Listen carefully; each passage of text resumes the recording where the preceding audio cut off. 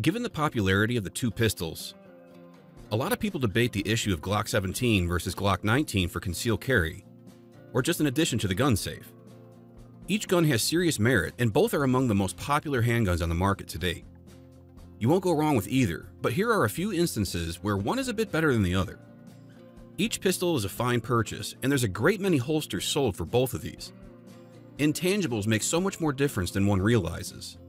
But the on-paper attributes also make a big difference, including reconciling Glock 17 versus Glock 19 specs when deciding between the two.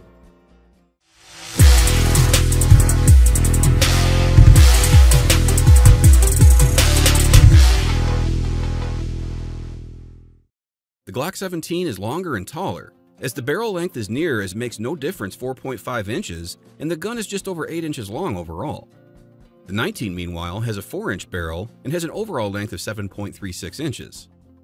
The 17, holding 17 plus 1 rounds of 9mm, and stands 5.43 inches tall, whereas the 19 is abbreviated to 5 inches in overall height and 15 plus 1 rounds of the same.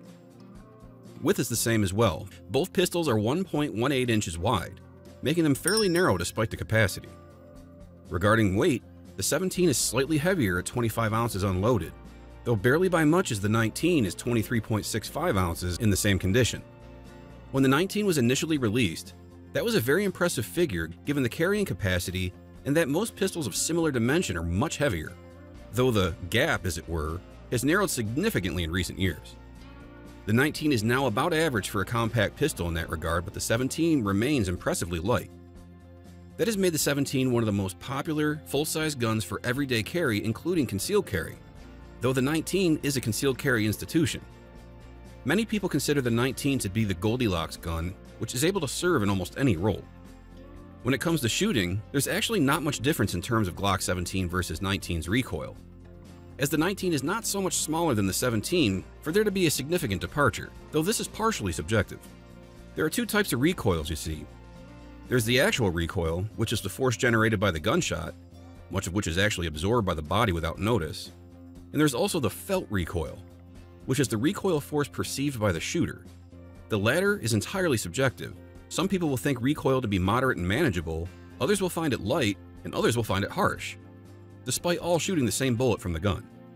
Some people also equate recoil with muzzle rise. This is where the muzzle rises up after firing. Things that also affect felt recoil include barrel length, mass of the gun and where it's distributed, in other words, where the gun is the heaviest, and so on. As to Glock 17 versus 19 recoil, there isn't a great deal of difference. The 19 is less than 1.5 ounces lighter, and the barrel is only about a half-inch shorter, though the 4-inch barrel of the 19 is more than adequate to help tame any recoil. If anything, the 19 may have slightly more recoil, but it won't be much, though it may get slightly snappier if shooting plus P ammunition. Both pistols are known for being incredibly easy to shoot for almost anybody, which has been a part of their appeal for many decades. Accuracy is often mostly a product of the shooter rather than the pistol, but very few will notice much difference between the 17 and the 19's accuracy. Both pistols are known for being inherently accurate to the degree that there's almost no difference between the 17 and the 19. The thing about handgun barrel length is that there's a point at which extra barrel length doesn't confer as much advantage, and that point appears to be around 4 inches.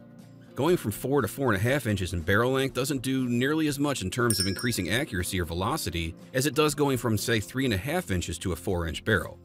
That's the part of why so many people reckon the Glock 19 is nearly the perfect handgun. It's small enough for most people to effectively conceal while shooting like a full-size gun. Granted, the 17 is a full-size gun, and it doesn't take much for the average person to become proficient with one. Compare the Glock 17 versus the Glock 19 side by side for yourself. This will give you an idea of what each gun is all about by the numbers.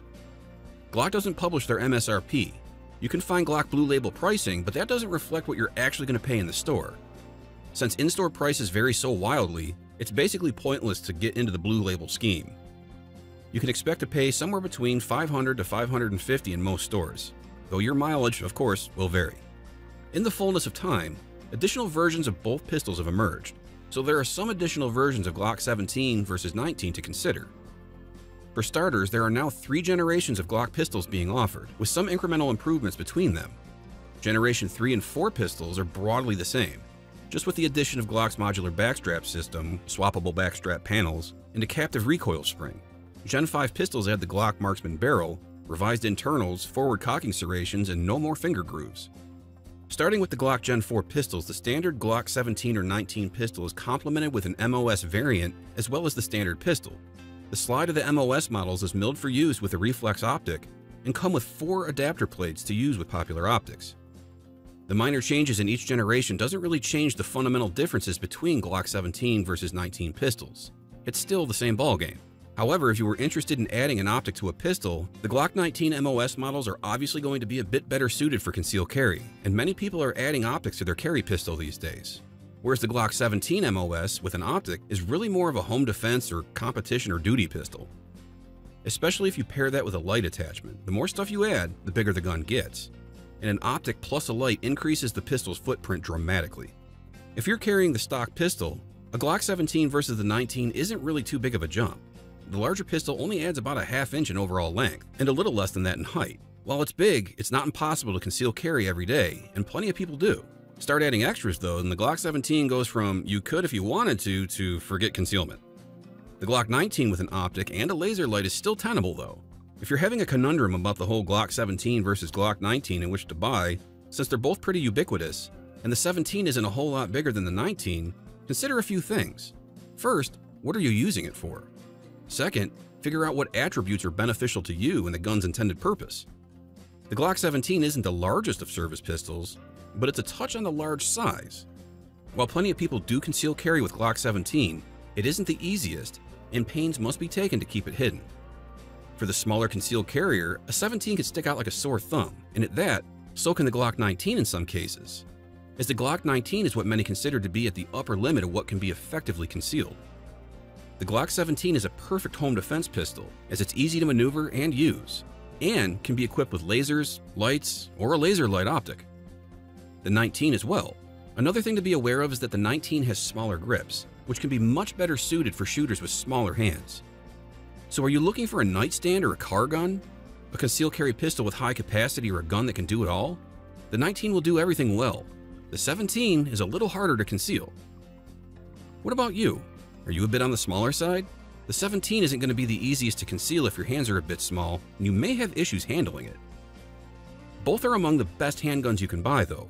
There's no doubt about that. The one that's best is the one that's best for you though. Let us know in the comments which model works best for you and why. Thanks for watching this video, and that's all for this one. If you found this video helpful in any way, please give it a huge thumbs up. Stay tuned to upcoming videos by subscribing to our channel, and I'll see you guys on the next one.